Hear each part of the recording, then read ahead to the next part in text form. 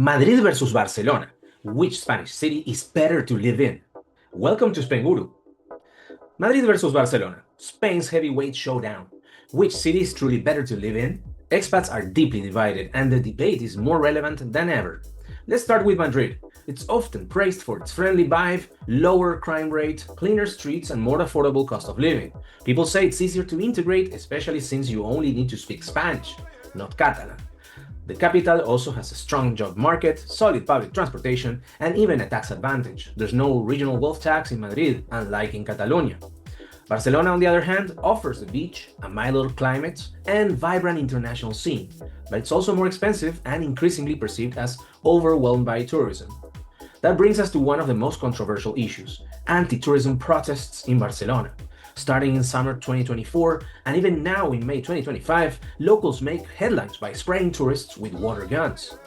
The frustration is rooted in real challenges. Short-term rentals have driven long-term housing prices up by over 60% in a decade, and many blame tourism for the crisis. The city plans to revoke 10,000 tourist apartment licenses by 2028. Yet, tourism is absolutely vital. It makes up over 14% of Barcelona's GDP and supports 150,000 jobs. Fighting it can feel like shooting yourself in the foot. Back to the big picture. Madrid is often seen as more welcoming, with lower taxes, safer streets, and a more traditional Spanish lifestyle.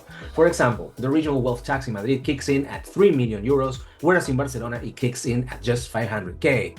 Property transfer tax in Madrid is just 6%, the lowest in Spain, whereas in Barcelona, 10% plus.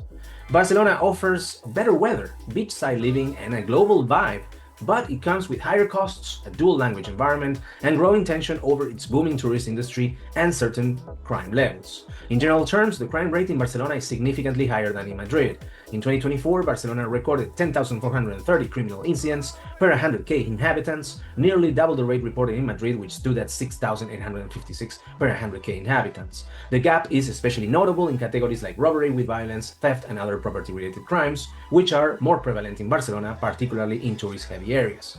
However, to put these numbers into perspective, both Spanish cities are considerably safer than most major US cities. For example, LA and Houston report over 25,000 crimes per 100k residents, and even New York City, known for its improvements in public safety, still looks at around 16k. Unlike the US, where violent crime, including armed robbery and assault, is a major concern, Spain's crime statistics are largely driven by non-violent incidents like pickpocketing.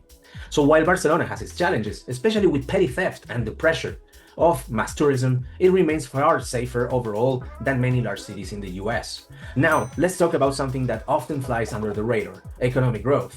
Over the last decade, Madrid has experienced a spectacular surge in GDP per capita, rising from around 30k in 2014 to over 42k in 2023.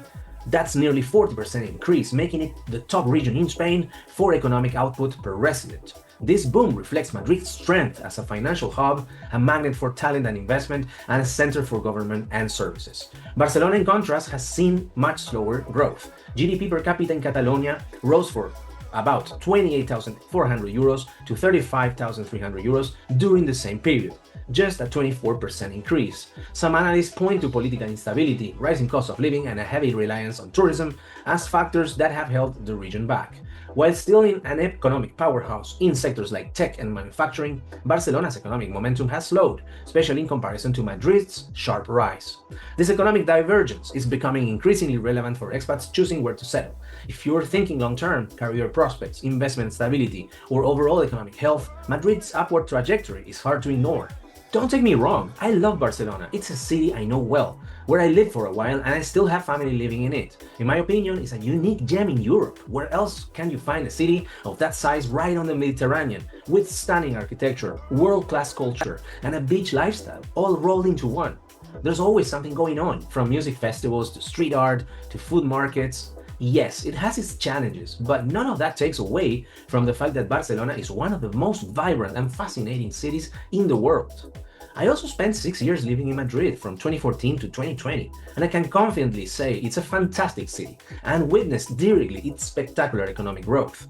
The gastronomy is top-notch, with everything from traditional tapas bars to world-class restaurants. There's always something happening, concerts, exhibitions, festivals, and the cultural and professional scene is very dynamic. Madrid is incredibly well connected, not only with the rest of Spain, but internationally too.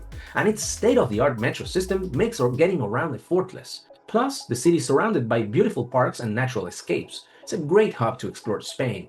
And here's a bonus fact. Madrid has the highest concentration of Americans in Spain, with over 11,570 residents as of late 2022.